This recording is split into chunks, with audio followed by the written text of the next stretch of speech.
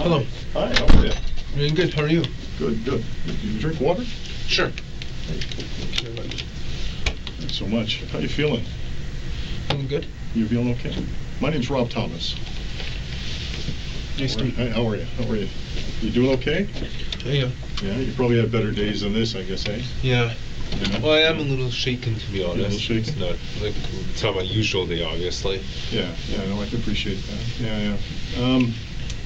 Alek. Do you mind if I call you Alek? Yeah, sure. What do your friends normally call you? Alek. Alek. Yeah. Alek, my name's Rob Thomas. I want you to call me Rob from here on in, okay? Okay. Is that okay? Okay. Okay. Alek, I want you to understand something. I'm a senior detective with the Toronto Police. Do you understand what that means? Yes. You know I'm a police officer. Yes. Okay. I don't wear a uniform. I wear a suit and tie because of the type of work that I do. But although I'm in a suit and tie, I'm an actual police officer, okay? And I'm one of the senior investigators on this case, okay? I got called in for this specific case because of what's happened and the involvement and everything else that's been going on, okay? Before we get started, I want you to know that we're being videotaped and audio taped, okay? Okay. Do you know what I mean by that? Yes. Everything I see and do is being captured. Exactly, yeah, on audio and video, okay? Now, here's what I want to do, Alek. I want to talk to you, okay? We're going to spend a good deal of time together, okay? Okay. It's important that I talk to you, all right? I've done a little bit of reading, and I know a little bit about involuntary Celibacy. Celibacy, right? So it's being celibate, involuntarily celibate. What does that mean? That means celibacy means someone who never has sexual intercourse. Right. Involuntary celibacy means this wasn't your choice. I You see. essentially have been thrown into true forced loneliness, and you're unable to lose your virginity. Right. This is especially painful for young males. Right. That makes sense. When did you first? Sorry, you mentioned this, and I forgot. When did you first go on to 4chan? 2014. 2014, and specifically when in 2014? May 23, 2014. And how were you able to remember that? Because I remember that was a very significant day. Okay. What day was? What was that? That was when Elliot Rodger decided to essentially commit an uprising, a beta uprising, if you will, Right. against the Chads and the Stacys. It was a beta uprising. A beta uprising. Okay. Although he didn't call it a beta uprising at the time. Someone else who was inspired by him, by the name of Chris Harper, called it a beta uprising sometime in, actually I believe it was October 1, 2015. It was Elliot Rodger who was the father of Basically this. the founding forefather of the entire movement. Right. So explain to me this movement. What's this movement about? It's basically a movement of angry incels such as myself who are unable to get laid. Therefore, we want to overthrow the Chads, which would force the Stacys to be forced to reproduce with the incels. Right. Okay. When you say incels, Involuntary celibate. celibate. So that's just a short form for fellas who Can't get laid. Can't have sex. Right. Okay. And what happened in the Elliot Rodgers uprising? What did he do? I know he used a gun as well as a vehicle to convert the life status of certain individuals to death status. Right. Only to carry the message that incels can't be oppressed. And then what about Chris Harper Mercer? What did he do? He used a gun for all of his murders. And were these fellas active on 4chan? Yes. They were. Have you ever communicated with these fellas? I actually have, as a matter of fact. Who did you communicate with? Both of them, actually. Really?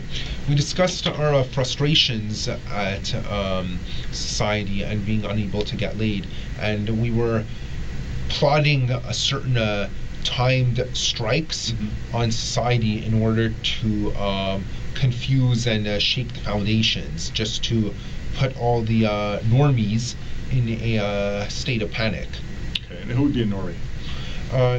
Normie means normal people. That would be anyone who is considered to be normal by the unfair standards of society. But not the Chads or Stacys. Chads and Stacys are actually above normies, or at least they think they're above Of course, normies. yeah. Okay, all right. So is it fair to say you've got Chads and Stacys up here, normies down here, and then you've got celebs who believe that they are being Incels. repressed? Incels, sorry. Yes. Incels who believe they're being suppressed or Yes. repressed, and so as a result, to even the playing field, Yes. they convert the Stacys and Chads from living to dead, and to So make that we come out on top.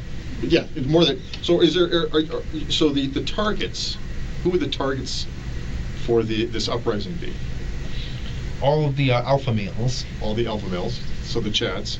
Yes. So those are the people that you want to kill. Yes. Okay, all right. And who else? Any of the Stacys who do not wish to give their love and affection to the incels. So they're a target as well Yes. to be killed. Yes. Okay, and what about the normies? Normies.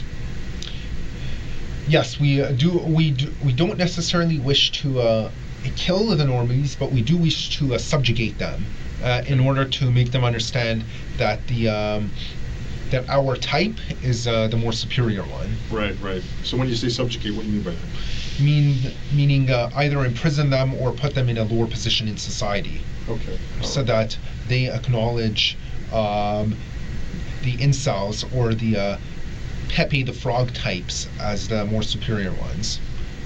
So you're saying things that I'm not familiar with. So- sorry. What's a Pepe the But Frog? he's a mascot on 4chan. He's a mascot? Yes. Oh, mascot on 4chan. Yes. And he's I was using a metaphor. Oh, okay. Yeah. So he's actually worshipped quite frequently. Oh, okay. All right. So going back to the conversation with Chris and Elliot, who did you have conversation with first? Let me ask you that. Elliot. Elliot. So how did you learn of Elliot? Because we private messaged each other on Reddit Yeah. after I saw one of his posts, Mm-hmm. and we just talked about each other, got to know each other, and we found each other very interesting. We both had the same frustrations at society, Right. despite being separated by distance so far apart. Right. Did you ever visit him? No, but I wish I could have. Yeah. Did he ever come and visit you? No, but I wish he did. Yeah. When specifically did you first contact or have contact with Elliot? January of 2014. 2014. And when did you stop having communication with him? As soon as he was deceased. Okay. So his act, I know, took place in 2014, but I wasn't aware of the exact day. What day was it? May 23, 2014. May 23rd. Yeah, you said that. So when did you last speak to him? May 20. May 20th. And so what did he tell you? He told me that he has to go. He is on a very important mission, Mhm. and he might not make it back alive. And so what did you say to him? I kind of had an idea in my head of what he was planning, but I didn't want to think it was true at the time. So I replied and said, I wish you good luck with that. Right on. Okay. And Yes. when did you learn that what he had done? I saw it on the news later that night. Later on the 23rd. Yes. Okay. And what did you think? I thought that I came to the understanding that this is the mission that he had to carry out. Okay. All right. And anything else? I felt kind of proud of him for his acts of bravery. Okay. All right. And what about how you started to change your thinking? Was any of that going on? I was starting to feel radicalized at that time. You were. Okay. And when you say radicalized, what do you mean by Meaning, I felt it was time to take action and not just sit on the sidelines and to just fester in my own sadness. Right on. Okay. All right. So, what takes place next? As part of this growing radicalization. To be honest, the planning didn't occur until about a month ago. Most of it was actually just thinking and daydreaming. Okay. All right. So, the thinking and daydreaming, when did that start? That started about a month after the rebellion in May of 2014. Okay, so in June I started thinking about this stuff. And then that continued right up till about a month ago? Yes, which is when I booked the van with the rider in order to use as a tool for rebellion. Okay, all right. So take me through that process. What was going through your mind, and what were you thinking when you were doing all of this? What was going on? I was thinking that it was a time that I stood up to the Chads and Stacys. Okay. And then, so what happened? Tell me what takes place. So I booked the van. Yep. And then I just simply wait until today. Yep. And then I go rent the van, and then I drive it, take it downtown to Toronto. Okay. And I just start using it as a weapon. Okay. All right. And so when you say that, what do you mean by that? Meaning the vehicle collided with several pedestrians, some of who are no longer alive as a result. Right. Okay. And so that's a lot of information. Take me back to a month ago. You said this is when this whole planning started? Yes. Okay. So about a month ago, where were you at that point? I was at Seneca College, and I decided to phone Ryder and book either a truck or a van with them. And they had a 10-foot van available, so I figured that this is perfect. I can it's big enough to have an effect, but not too big that I can't maneuver with it. So the van was the perfect medium size to use as my weapon. Okay, so when do you leave Ryder? I wasn't looking at the time when I left, but I know I received the van before 1 p.m., although the booking was actually scheduled for 1. Okay, all right. And how long does it take you to get from Ryder to Yonge Street? I went to Yonge? To the beginning of Yonge? To the beginning of the attack. Oh, to the near Yonge and Finch. Yeah. I would estimate about 20 to 30 minutes. 20 to 30 minutes. Now, what are you thinking while you're in the van? I'm thinking that this is it. This is the day of retribution. Okay. And anything else in your mind? Just that. That's the only thing that's in my mind. It's just burning in my mind. Burning in your mind. Yeah. Okay. And so let me ask you this, because this is really interesting. Why do you choose Yonge and Finch? I didn't choose Yonge and Finch in particular. I was driving down Yonge because I knew it would be a busy area, and then as soon as I saw there were pedestrians, I just decided to go for it. Okay. And so, where specifically were you, in terms of your specific location? Where were you when you just decided to go for it? I was at some traffic lights. Okay, where?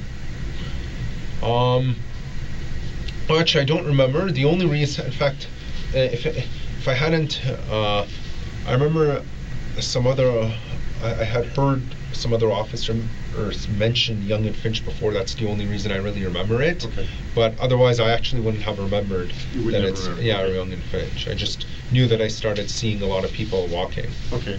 Am I correct when I say that you knew at least you were on Yonge Street? Yes. And you knew that you were... Because I specifically chose it beforehand, because that's why, because I even looked for that ramp from Highway 7 to Yonge. Right, okay. So, nevertheless, you're at a stoplight, you said? Yes. And now, are you faced with a red light? You're stopped? Yes, but as soon as it turned green, I started going.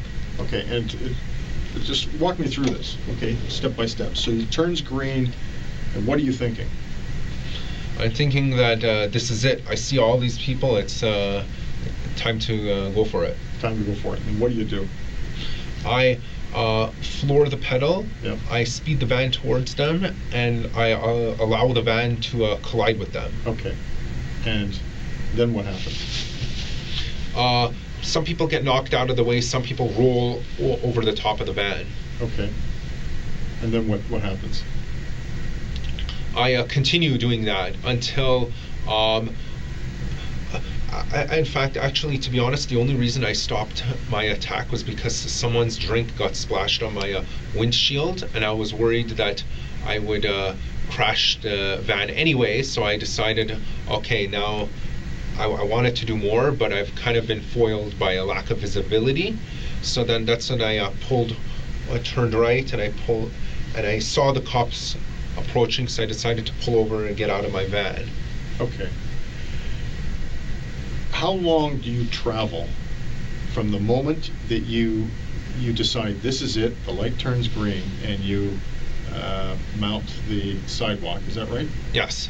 To the time that you stop, how long in terms of a distance would that have been? About two or three traffic lights. 2 or 3 traffic lights. Okay. So you turn right at what street? I don't remember which street. I wasn't paying attention. Why do you turn right? Because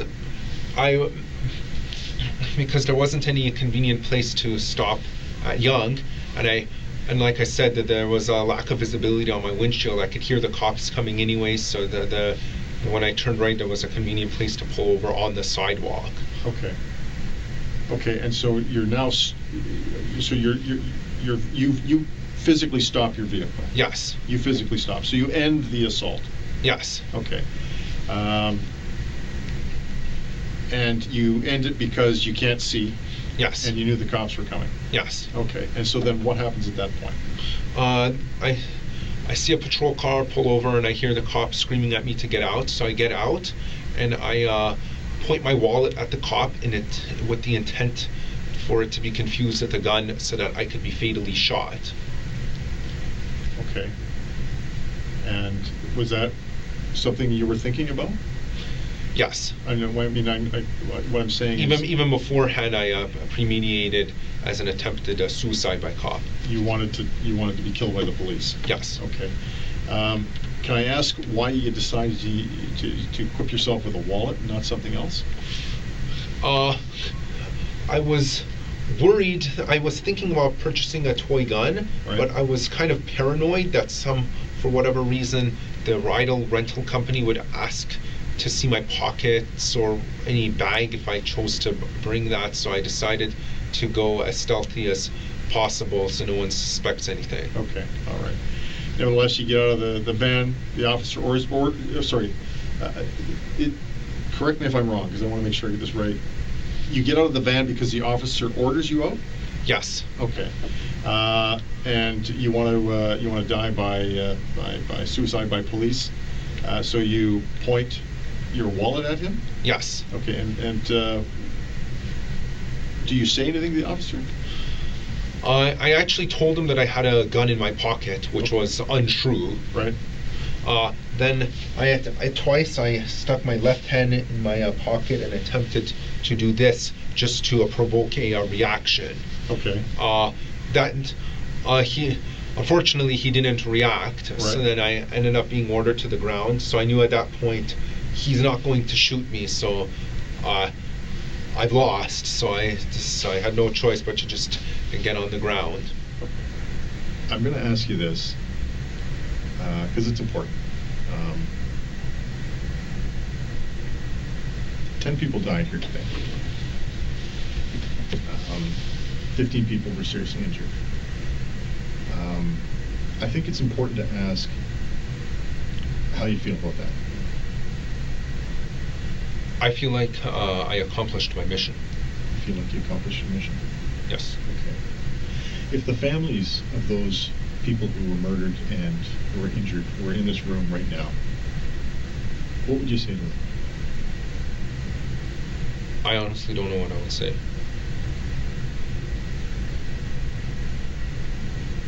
Would you apologize? I honestly don't know.